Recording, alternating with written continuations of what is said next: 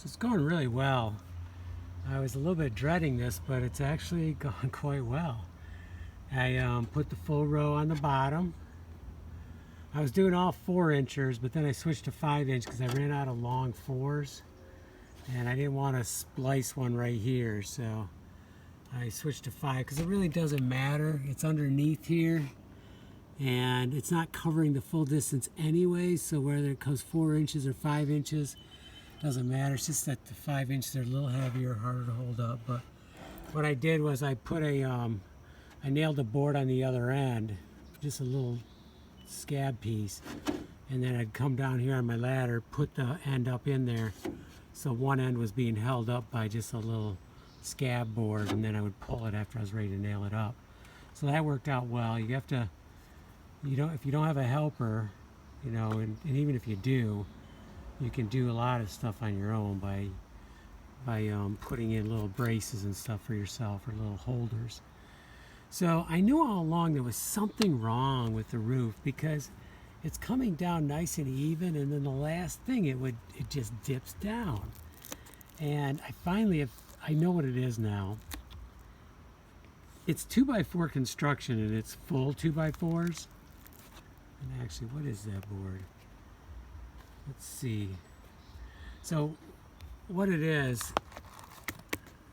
this is a 4-inch. So this is a 4-inch right here. But it's not wide enough. Like, this board should have been another 1/2 inch wider so that these shingles wouldn't be falling down here.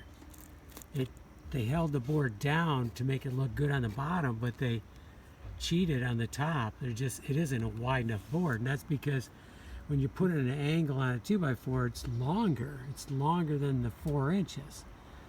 So I've ran into that before where I thought I had the right lumber and realized I didn't, and then I had to go get more. And in this case, they just didn't go get more lumber. They used what they had and did it. And because of that, it dipped down the last thing here.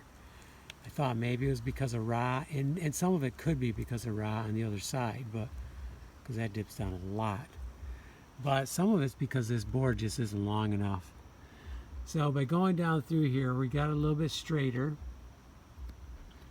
and by going with a full 5-inch here, it's gonna be okay because it's holding up the shingles now. And then when we put our other aluminum underneath, we're gonna go up in even further.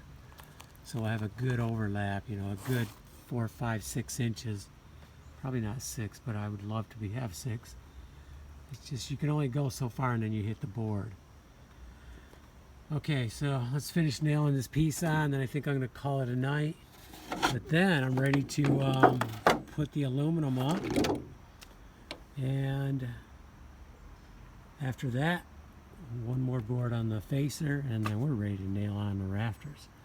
So it's getting exciting, and let's nail the last one on for tonight, and then tomorrow we'll resume on this project, hopefully, unless it's raining or something. But the roof edge is looking better already.